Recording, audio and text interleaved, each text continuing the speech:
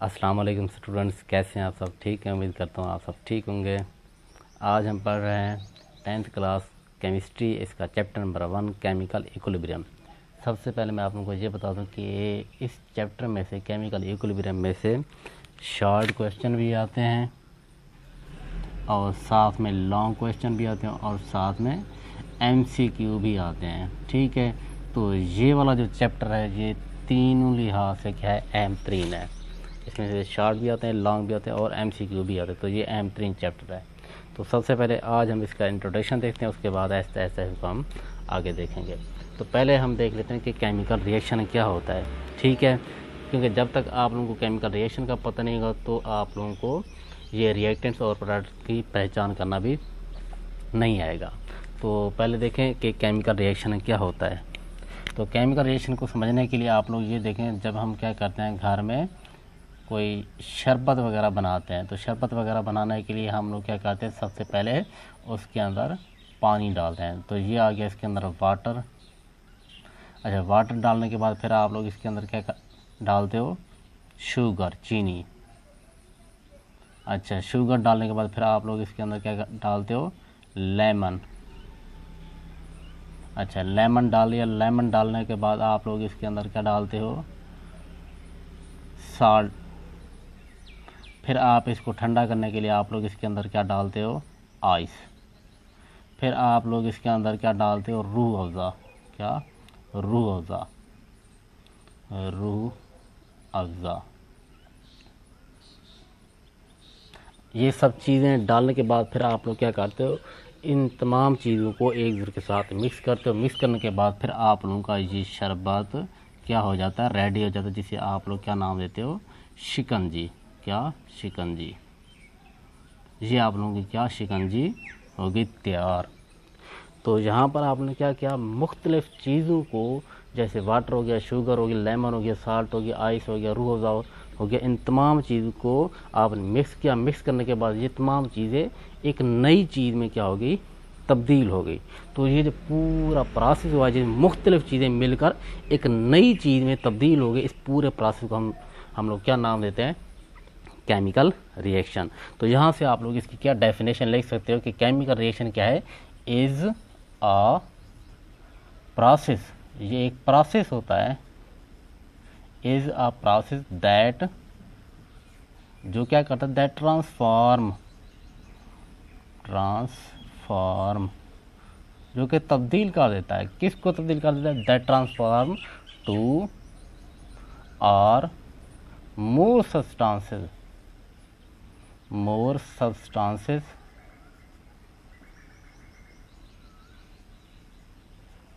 into a new substance।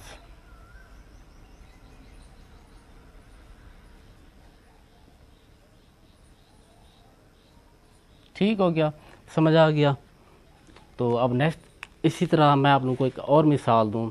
जैसे हम इंसान जब लोग क्या कर रहे होते हैं, सांस ले रहे होते हैं, तो सांस लेने के दौरान भी वहाँ पर क्या हो रहा होता है, केमिकल रिएक्शन हो रहा होता है। अब मिसाल के तौर पर जब हम सांस लेते हैं तो सांस लेने के दौरान हम ऑक्सीजन गैस इनटेक करते हैं और फिर जब सांस को बाहर निकालते हैं तो उस टाइम कार्बन डाइऑक्साइड क्या बाहर निकलती है।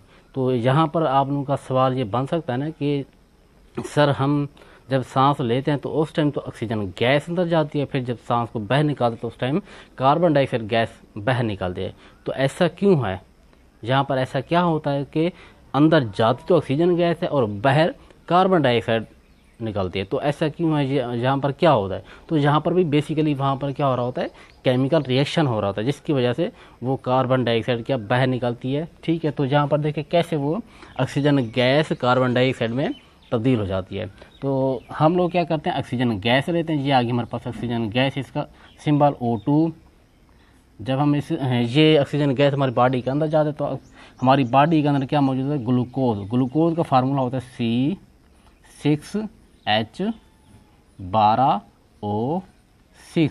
तो जब ये दो चीज़ें एक दूसरे के साथ मिलती हैं, कंबाइन होती हैं, तो इनके मिलने से यहाँ पर हमारे पास कार्बन डाइऑक्साइड CO2 ये चीज़ बनती है और साथ में हमारे पास क्या बनता है, वाटर बनता है H2 O, ये चीज़ें बनती है। तो वाटर जो है हमारे पास हमारी बॉडी का अंदर रह जाता है, ये दूसरे प्रोसेस से हमारी बॉडी से बाहर निकलता है, जैसे पसीना वगैरह आ जाता है तो उस टाइम ये वाटर हमारी बॉडी से उस सूरत में निकल जाता है। और ये वही कार्बन डाइऑक्साइड जब हम सांस को बाहर निकालते तो उस टाइम ये बाहर खारिज हो जाती है। ठीक हो गया। तो इस तरह ये केमिकल रिएक्शन होता है, तो ऑक्सीजन गैस किसमें, कार्बन डाइऑक्साइड में तब्दील हो जाते हैं। ठीक हो गया। तो यहाँ पर भी देखें क्या है, वही केमिकल रिएक्शन ही हुआ है। यहाँ पर ये दो चीज़ें मिल रही है, इन दो चीज़ों के मिलने से एक नई चीज़ ये बनी है। यही तो है केमिकल रिएक्शन। केमिकल रिएक्शन क्या होता है, जिसमें काफ़ी सारी चीज़ें क्या करती हैं, मिलती हैं एक दूसरे के साथ और एक नई चीज़ बना देती है। ठीक है। तो इस प्रोसेस को हम लोग क्या नाम देते हैं, केमिकल रिएक्शन। ठीक हो गया। अच्छा, अब नेक्स्ट देखते हैं हमारे पास क्या रिएक्टेंट्स क्या होते हैं और दूसरा हमारे पास क्या होता है, प्रोडक्ट्स क्या होते हैं। तो रिएक्टेंट्स क्या होते हैं, रिएक्टेंट्स देखें, अब जैसे ये हमारे पास एक केमिकल रिएक्शन मैंने आप लोगों को मिसाल बताई, इसी तरह मैंने आप लोगों को ये घरों के अंदर ये जो शरबत वगैरह बनाते हैं इसकी जो मैंने आप लोगों को मिसाल बताई, तो इन दोनों के अंदर मतलब के केमिकल रिएक्शन के अंदर वो चीज़ें जो एक दूसरे के साथ मिल रही होती हैं, जिनको आप लोग क्या कर रहे होते हैं, मिक्स कर रहे होते हैं एक दूसरे के साथ। जैसे जहाँ पर वाटर को, शुगर को, लेमन को, साल्ट को, आइस को, रूह अफ़ज़ा को एक दूसरे के साथ मिक्स कर रहे हो, और यहाँ पर ग्लूकोज और यहाँ पर हमारे पास ऑक्सीजन गैस ये एक दूसरे के साथ क्या हो रहे हैं, मिल रहे हैं। तो ये वो सब्सटेंस है केमिकल रिएक्शन में जो कि एक दूसरे के साथ मिल रहे हैं, इसीलिए हम इन लोगों को क्या कहेंगे, रिएक्टेंट्स। ठीक हो गया। तो रिएक्टेंट्स क्या हैं, द सब्सटेंसेस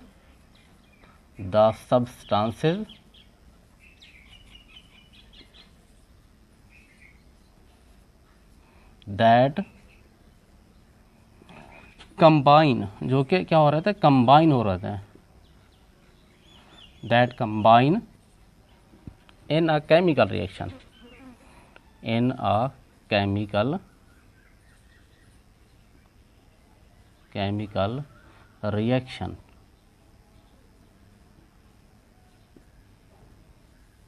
आर कॉल्ड, इनको हम नाम देते हैं आर कॉल्ड रिएक्टेंट्स।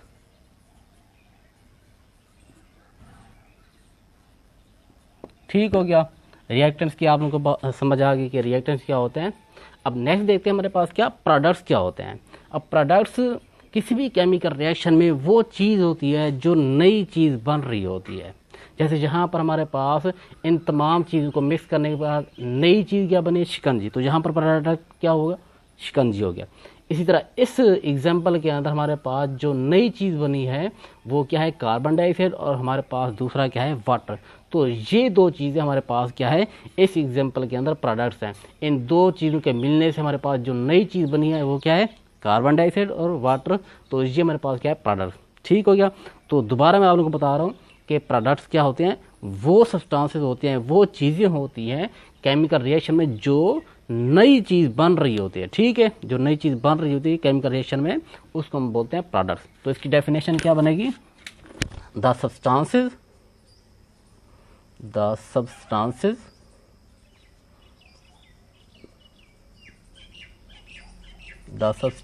दैट, जो कि क्या हो रही थी, दैट फॉर्म्ड, जो बन रही होती हैं, that formed in a chemical reaction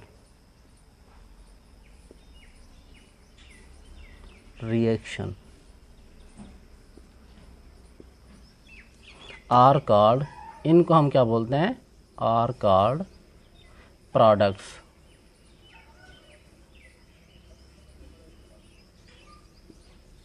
ठीक हो गया। रिएक्टेंट्स का आप लोगों को पता चल गया, प्रोडक्ट्स का आप लोगों को पता चल गया। ठीक है, केमिकल रिएक्शन का आप लोगों को पता चल गया। अच्छा, अब यहीं से ना वो आप लोगों से एग्ज़ाम के अंदर, एनुअल एग्ज़ाम के अंदर वो आप लोगों से शॉर्ट MCQ पूछ सकता है। अब MCQ किस तरह पूछ सकता है वो आप लोगों को, जैसे यहाँ पर मैंने आप लोगों को एक क्या बताया, केमिकल रिएक्शन बताया। ठीक हो गया।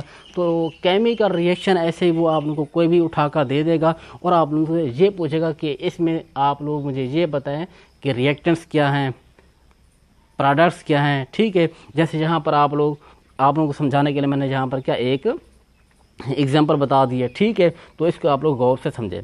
रिएक्शन है कि नाइट्रोजन जब हाइड्रोजन के साथ मिलती है तो हमारे पास क्या बनता है, अमोनिया बनता है। तो इस रिएक्शन के अंदर जो हमारे पास अमोनिया है NH3 इज अ, ये क्या है, ज़रा गौर से समझिएगा, इज अ रिएक्टेंट है या हमारे पास क्या है, प्रोडक्ट है। तो इस चीज़ का आंसर देने के लिए मैं आप लोगों को एक जो है ना रिएक्टेंट और प्रोडक्ट की पहचान करने के लिए मैं आप लोगों को एक तरीका बता देता हूँ कि रिएक्टेंट्स और प्रोडक्ट्स की आप लोग पहचान किस तरह कर सकते हैं। तो ज़रा यहाँ पर देखें, जो हमेशा केमिकल रिएक्शन के अंदर रिएक्टेंट्स होते हैं वो हमेशा कहाँ पर लिखे जाते हैं, रिएक्टेंट्स हमेशा लिखे जाते हैं बाएं तरफ, ठीक है। फिर जो हमारे पास प्रोडक्ट्स होते हैं वो प्रोडक्ट्स हमेशा लिखे हुए होते हैं कहाँ पर, रिएक्शन के दाएं तरफ, ठीक हो गया। कोई भी केमिकल रिएक्शन होता है तो उसमें जो रिएक्टेंट्स होते हैं वो बाएं तरफ लिखे होते हैं, जो प्रोडक्ट्स होते हैं वो दाएं तरफ लिखे होते हैं। अब यहाँ पर देखें, ये केमिकल रिएक्शन है, ठीक है, तो इसके बाएं तरफ ये जितने भी चीज़ें हैं जहाँ पर ये क्या लिखे हुए हैं, रिएक्टेंट्स लिखे हुए हैं, और इस रिएक्शन के जो दाएं तरफ वो जितने भी लिखे हैं वो क्या हैं, प्रोडक्ट्स लिखे हुए हैं, ठीक हो गया। तो अब आप लोग मुझे खुद बताएं कि इसमें से जो हमारे पास ये NH3 है ना, अमोनिया, ये कहाँ पर लिखा हुआ है, दाएं तरफ लिखा हुआ। तो दाएं तरफ क्या होते हैं, प्रोडक्ट्स होते हैं। तो अब आप लोग खुद मुझे बताएं कि अमोनिया क्या है, रिएक्टेंट है या प्रोडक्ट है, ठीक है ना। तो आप लोग इसका आंसर क्या देंगे, प्रोडक्ट है। तो अमोनिया हमारे पास यहाँ पर क्या हो गया, प्रोडक्ट हो गया। तो इसके ऊपर आप लोग क्या करेंगे, टिक लगाएंगे। यहाँ तक क्लियर हो गया। अब नेक्स्ट देखते हैं हमारे पास क्या, कि टाइप्स ऑफ केमिकल रिएक्शन के कि केमिकल रिएक्शन की कितनी टाइप्स होती हैं। तो आप लोगों के सिलेबस के अंदर जो हमारे पास केमिकल रिएक्शन की टाइप्स डिस्कस की गई हैं वो दो हैं। एक हमारे पास क्या है, रिवर्सिबल रिएक्शन, दूसरा हमारे पास है इरिवर्सिबल रिएक्शन। तो सबसे पहले हम देख लेते हैं कि रिवर्सिबल रिएक्शन क्या है, फिर हम देखेंगे इरिवर्सिबल रिएक्शन क्या होते हैं। तो रिवर्सिबल रिएक्शन कौन से होते हैं, रिवर्सिबल रिएक्शन। तो यहाँ पर आप लोग ज़रा गौर करें कि हमारे पास मैंने यहाँ पर जो एक एग्जांपल बताई जिसमें नाइट्रोजन हाइड्रोजन के साथ रिएक्ट करके अमोनिया ये बना रहा है। तो यहाँ पर हमारे पास ये देखें, ये हमारे पास क्या है, रिएक्टेंट है, ये हमारे पास क्या है, प्रोडक्ट है। तो इस रिएक्शन को देखें तो ये हमारे पास किधर जा रहा है, आगे की तरफ जा रहा है ना। रिएक्टेंट से हमारे पास क्या बन रहा है, प्रोडक्ट, ठीक हो गया। मतलब रिएक्टेंट से प्रोडक्ट बन रहा है, आगे की तरफ जा रहा है। अगर ऐसा हो जाए बाज़ औक़ात कि रिएक्शन क्या हो, पीछे की तरफ जाए, मतलब प्रोडक्ट से क्या रिएक्टेंट बने, रिवर्स ये रिवर्सिबल जो वर्ड है, रिवर्सिबल रिवर्स से निकला है। रिवर्स का मतलब क्या होता है, पीछे की तरफ आना। रिवर्स का मतलब क्या है, पीछे की तरफ आना। वैसे तो रिएक्शन क्या होता है, केमिकल रिएक्शन मतलब आगे की तरफ जा रहा है ना, रिएक्टेंट से प्रोडक्ट बन रहा है, आगे की तरफ जा रहा है। लेकिन अगर बाद अगर ऐसा होता है कि प्रोडक्ट से रिएक्टेंट बन रहा है, अब प्रोडक्ट से अगर रिएक्टेंट बनते तो मतलब रिएक्शन क्या होता है, पीछे की तरफ जा रहा है ना। तो इस तरह के जो रिएक्शन होते हैं उनको हम क्या नाम देते हैं, रिवर्सिबल रिएक्शन। तो यहाँ से इसकी डेफिनेशन आप लोग क्या करेंगे कि ऐसे रिएक्शन जिसमें प्रोडक्ट रिकम्बाइन होकर रिएक्टेंट बना कर दे उनको हम नाम देते हैं रिवर्सिबल रिएक्शन। तो इसकी डेफिनेशन आप लोग क्या लिखेंगे, the reactions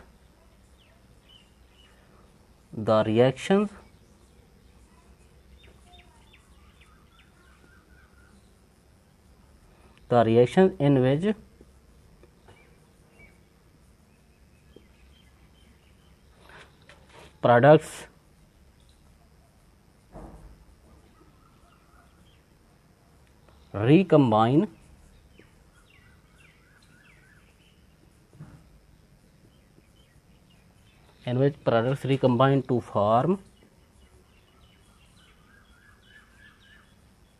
the reactant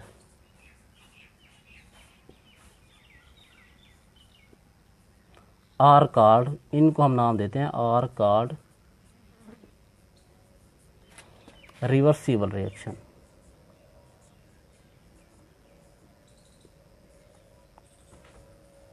reversible reaction.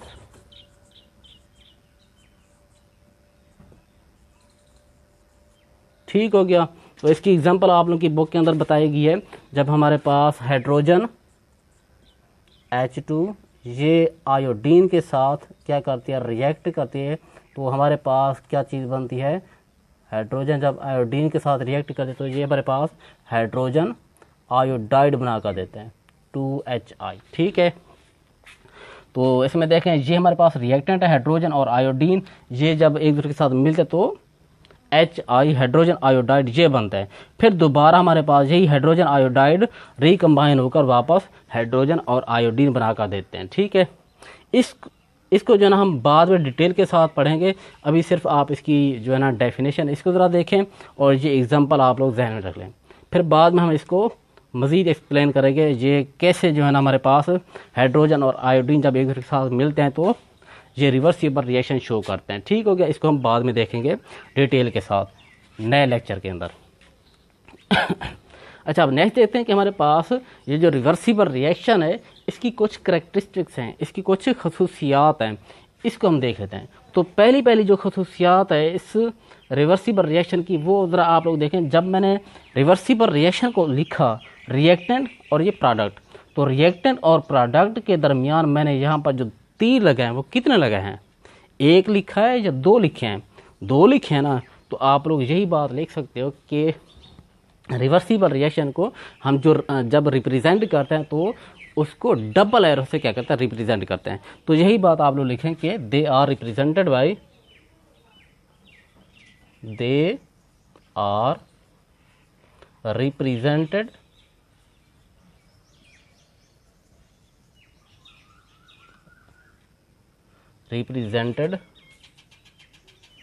by, they are represented by double arrow।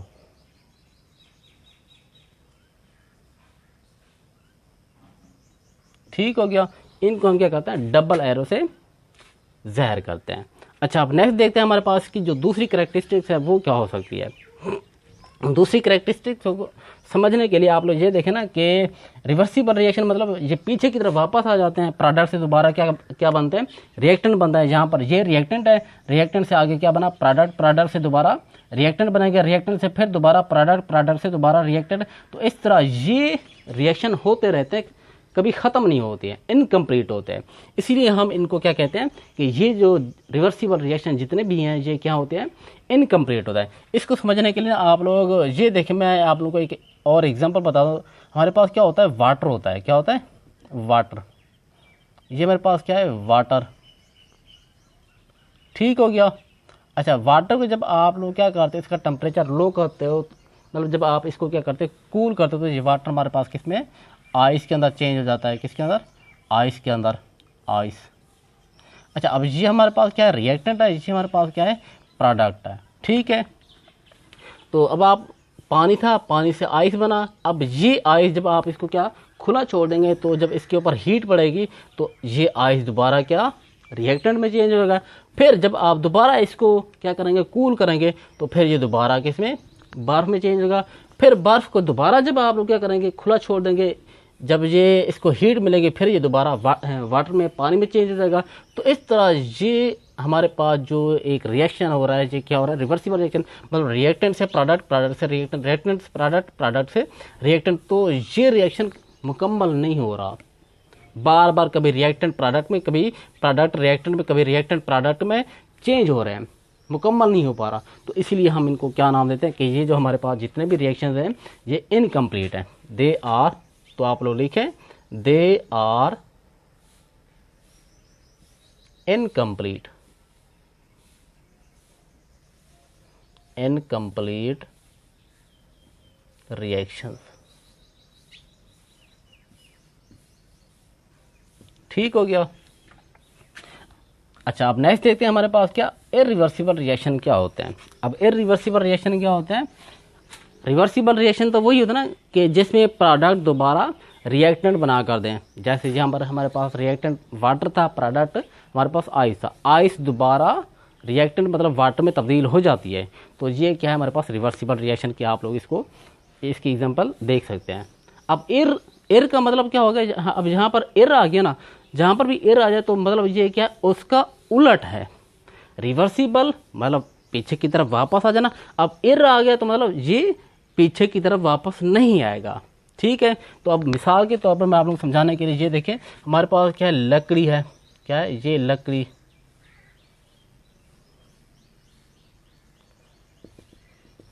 अच्छा, जब आप लकड़ी को क्या करते हो, जलाते हो, आग लगाते हो, तो ये लकड़ी किस में, राख में चेंज हो जाती है, किस में, राख के अंदर, जिसे आप लोग क्या स्वाह बोलते हो, राख।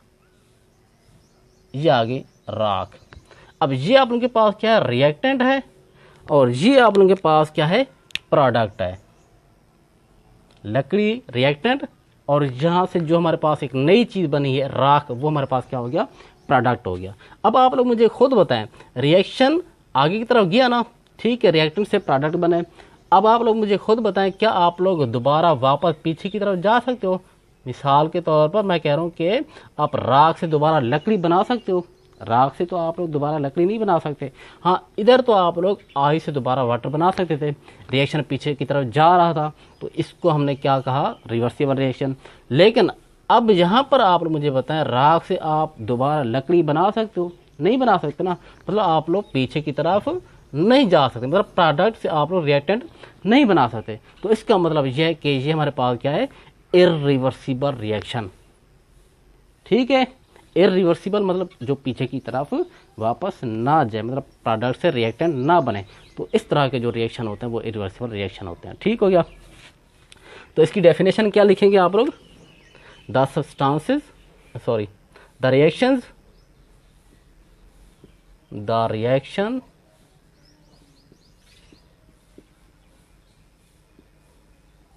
in which product do not recombine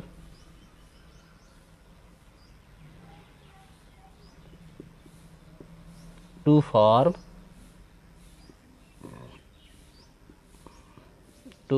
the product, sorry, to form the reactant,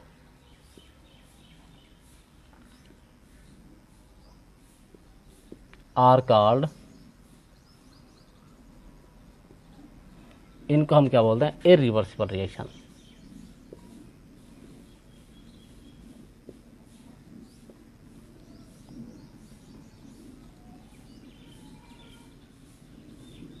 उम्मीद है आप लोगों को ये रिवर्सिबल और इरिवर्सिबल का कंसेप्ट आप लोगों को समझ में आ गया होगा।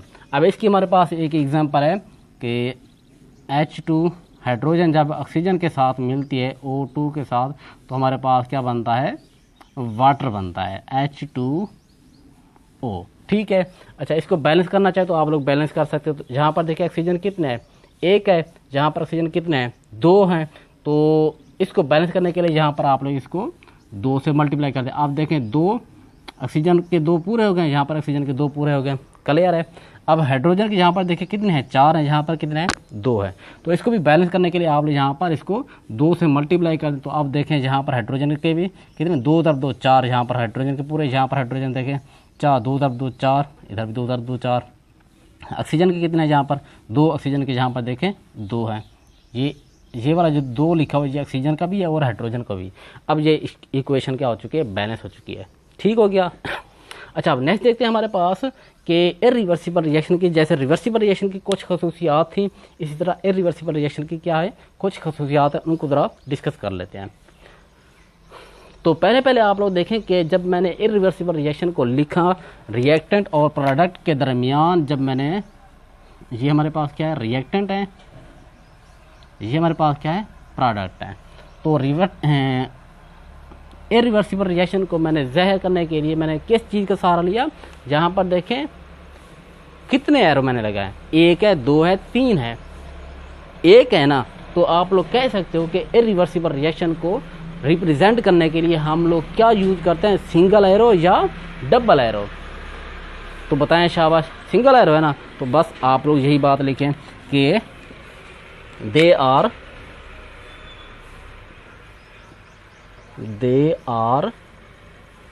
represented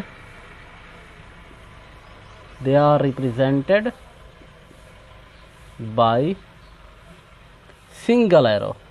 इनको हम किस से जाहिर करते हैं, सिंगल एरो से। ठीक हो गया, ये आ गया। अच्छा, अब नेक्स्ट देखते हैं कि दूसरी जो हमारे पास करेक्टरिस्टिक्स है वो क्या है।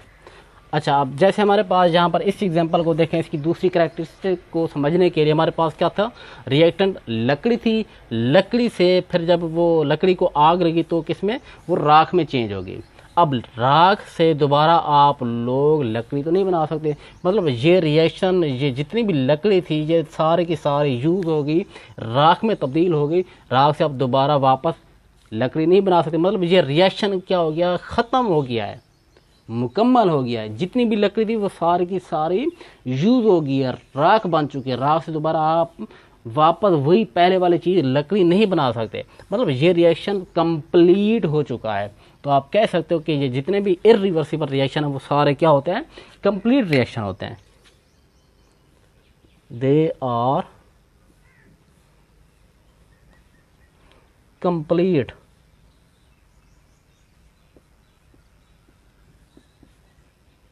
रिएक्शन।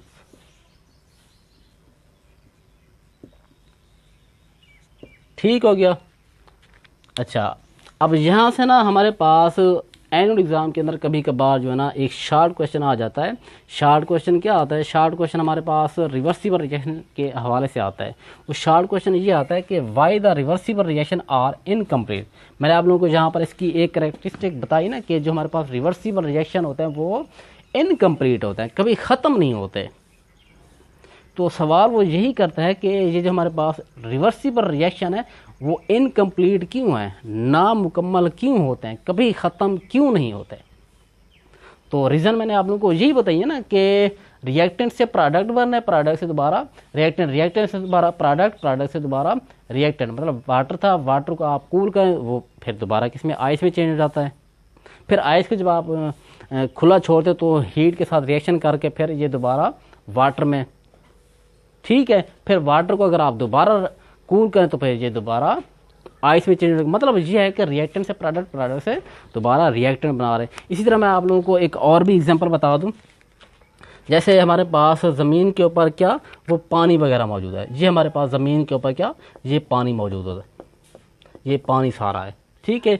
जब ये पानी क्या, आप लोगों को पता होगा जब हम क्या करते हैं जो है ना ज़मीन के ऊपर ऐसे फर्श के ऊपर पानी वगैरह क्या करते हैं, छोड़ दे तो कुछ देर के बाद वहाँ पर वो पानी क्या गायब हो जाता है। वो पानी कहाँ जाता है, वो पानी क्या हो जाता है, इवेपोरेट हो जाता है, बुखारात में तब्दील हो जाता है।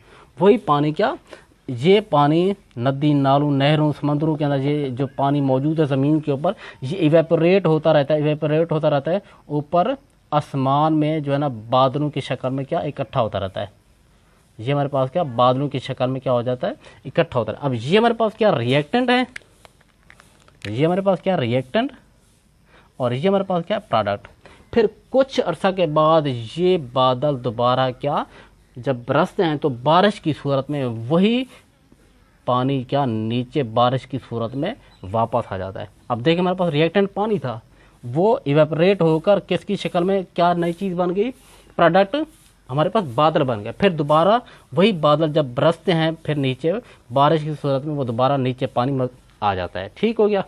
तो देख रहे हैं ना कि यहाँ पर रिएक्टेंट से प्रोडक्ट बन रहे हैं, प्रोडक्ट से दोबारा रिएक्टेंट, इस तरह ये पूरा प्रोसेस होता रहता है। ठीक है, रिएक्टेंट से प्रोडक्ट, प्रोडक्ट से रिएक्टेंट, रिएक्टेंट से प्रोडक्ट, प्रोडक्ट से रिएक्टेंट। इसीलिए हम कहते हैं कि ये हमारे पास क्या होता है, इनकम्प्लीट होता है, क्योंकि इसमें दोबारा वो प्रोडक्ट से रिकम्बाइन होकर क्या रिएक्टेंट बना देते हैं, फिर दोबारा वही रिएक्टेंट प्रोडक्ट बना देते हैं, प्रोडक्ट फिर दोबारा रिकम्बाइन होकर रिएक्टेंट बना देते हैं। इसीलिए हम कहते हैं ये जो हमारे पास रिवर्सिबल रिएक्शन है वो इनकम्प्लीट होता है। तो इसका आंसर भी मैं आप लोगों को यहाँ पर लिखवा देता हूँ कि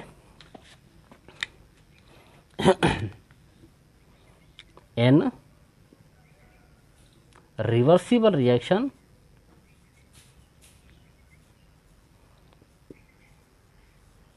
and reversible reactions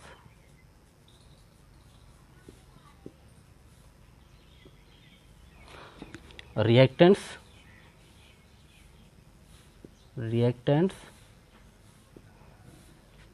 change into products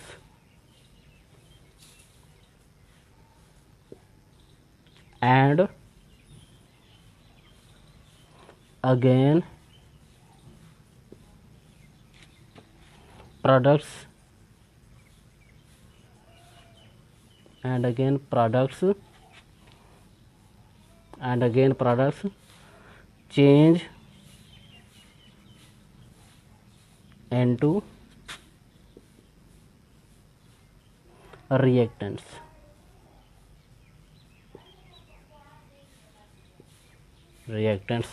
And so on. ठीक है, तो यही रीज़न है कि ये जो हमारे पास रिवर्सिबल रिएक्शन है ये कभी ख़त्म नहीं होता है। ठीक है, तो आज के लिए हमारे पास इतना ही है।